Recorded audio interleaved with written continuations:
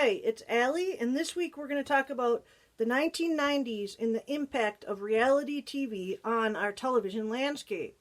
And the first thing I want to talk about is the televisual Heisenberg principle, or the observer effect, which we spoke about a little bit earlier in the semester. And I chose this space to do my presentation today because I'm in front of a self-portrait painting, and so I'm going to step away for a second. And so that contrived image of myself that I made, I think it kind of relates to what we're studying this week when we're looking at reality television and how people are presenting themselves in a realistic manner. They're presenting their actual selves, but it's the television version of themselves. So the characters that you meet on, say, the real world are not played by actors. These are actual individuals who get cast for shows like this, and then they go and partake in these episodes, but they aren't actually exactly like they would be in real life. And that's what the televisual Heisenberg principle really comes into play here. And so by the 1990s, people are starting to have this keen awareness of the camera and how to utilize it in things like reality TV. So this is a little bit different than the televisual Heisenberg principle or the observer effect as we looked at it in the 1960s into the 1970s. And the prime example from that was during the 1968 Democratic National Convention in Chicago, when the student protesters were being beat up. They realized what was happening on camera, and the chant, "The whole world is watching," erupts during this moment. Another example that we saw of the televisual Heisenberg principle earlier in the semester was in 1968 Mexico City Olympics, when the black athletes raised their fist in the Black Power salute, and the white athlete who was with them, he's from Australia, and he was in on that as well, so that did not take away from his glory in any way. But that again shows a awareness of the camera and how to utilize it. And now that we're moving into the reality TV time period here in the 1990s, this principle is still very much in effect. So the image that we are constructing of ourselves to present on television when we are in a reality TV show is still very much an actual human being versus an actor on a scripted program. But these are images that are thought out. They're carefully contrived sometimes, and people are starting to do that. And so again, that's why I'm showing this painting of myself. And in this painting, I'm presenting myself as a superhero. You can just kind of see the cape a little bit there, but that's when you make a self-portrait or something like that, you have that opportunity to present an aspect of yourself that you really want others to engage with. And we start seeing that in the 1990s. And MTV, which we also looked at a couple of weeks ago, they made dramatic influences in the 1980s. They continue to do so here in the 1990s with the real world. And we can see the reality TV genre existing prior to MTV's The Real World launch in 1992 with a show called An American Family. And this was a PBS docu-series in the 1970s.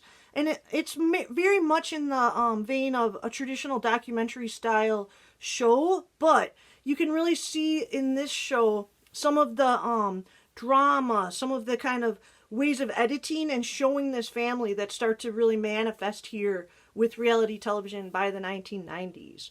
And by the 2000s, this genre has really exploded and become a staple of television with shows like Survivor, Big Brother. There's all kinds of cooking types of shows, and those are still with us, of course, today. And some of these shows are on the air for incredibly long periods of time.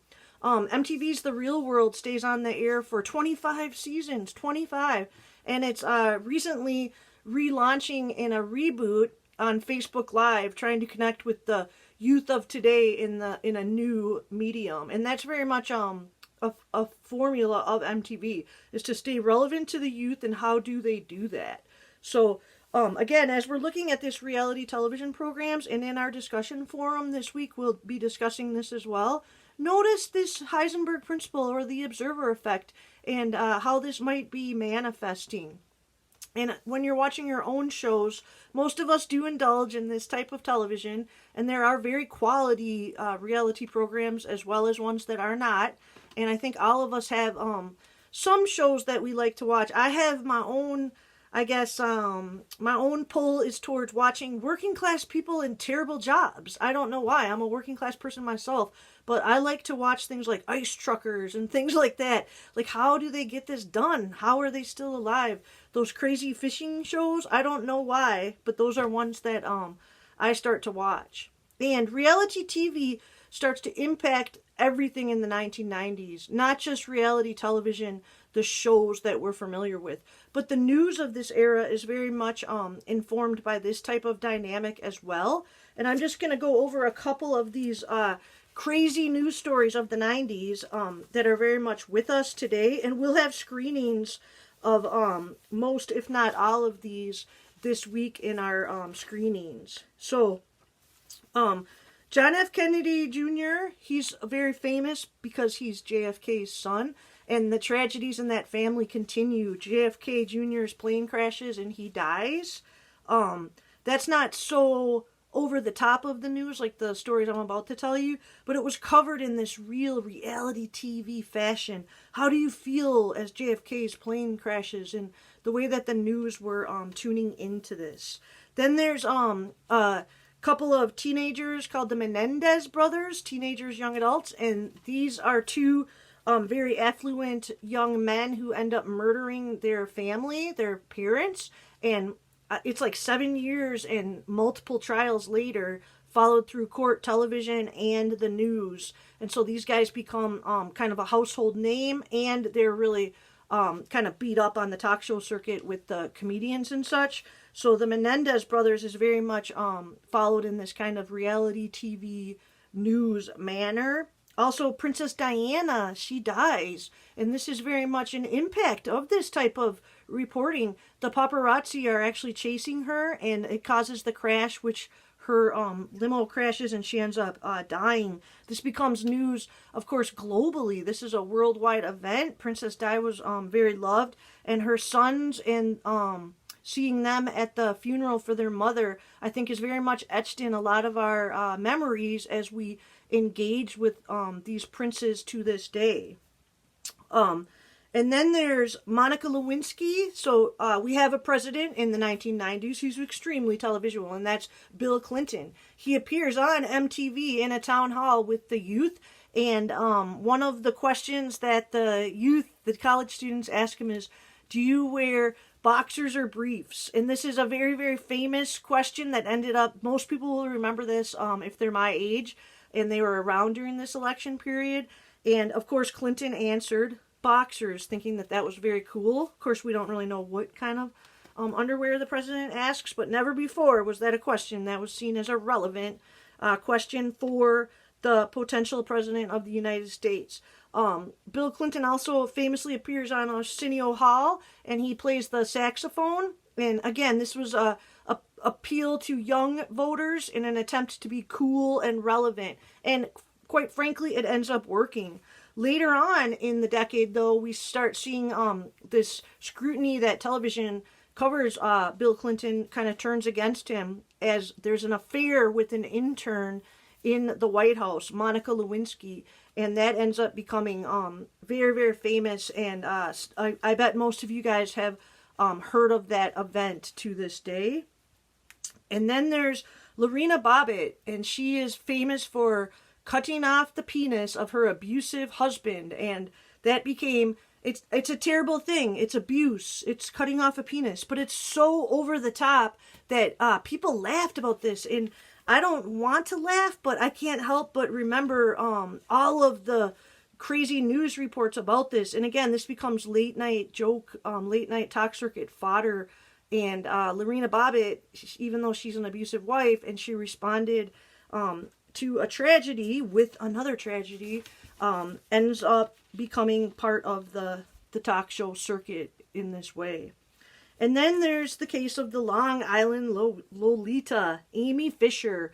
And this was one of those kind of I think it could still happen today, but probably not as much. This was a teenager who ends up having an affair with an older guy. So the Long Island Lolita herself is Amy Fisher. Amy Fisher's a teenager, and she's having an affair with an older guy. The older guy's name is Joey Buttafuoco. You can't make this up. This is really his name. And anyway, Amy Fisher ends up shooting Joey Buttafuoco's wife, and she doesn't kill her, but she harms her pretty significantly. And this ends up becoming nationwide news, and to the point where all three of the big three broadcast television networks make their own made-for-TV movie. So the first one is NBC, and that one stars Noelle Parker, and this sort of shows the events from teenager Amy Fisher's perspective more than the others. And then there's the CBS version, which features Alyssa Milano, and that one shows more of the Buttafuoco's perspective. And then the third one on ABC stars Drew Barrymore, and that one's a little bit more of a court reporter's kind of perspective, and how the news really did play a role in this case and in the trial itself. And so those are some of the kind of made-for-TV news that we will study this week. And the last one that I'm going to mention is Tonya Harding and Nancy Kerrigan. And these are two Olympic athletes, Olympic figure skaters, which we do not expect too much problems from in society, much less an attack. But Tonya Harding orchestrated an attack on her rival, Nancy Kerrigan, and there was the kind of a shot to the knee, and Nancy Kerrigan cries out, why? And all of this is captured and presented to the public. And again, these are kind of over-the-top news stories that are really made that way by the media, by the coverage itself. And we will look at a little bit of this over-the-top coverage when we get to some televisual tragedies in a couple of weeks. And Columbine is the one that I'm thinking of right now. And of course, that's at the end of this decade as well. Columbine happens in 1999, and the way that the news covers this event is very much in this over-the-top manner, kind of looking at the personal stories and of all of the people involved, instead of the kind of matter-of-fact reporting that we are used to. And so reality TV and the way that we see reality television also impacts things like the news. And so when we're looking at these things in our screenings this week, keep all of this in mind and start to analyze what you feel about this. How do you think that this is impacting news events that you're watching from this time period? And how do you think that this is impacting news stories in the past, in the 2000s and the 2010s? And do you think that this reality TV genre and the manner of reporting is still with us today?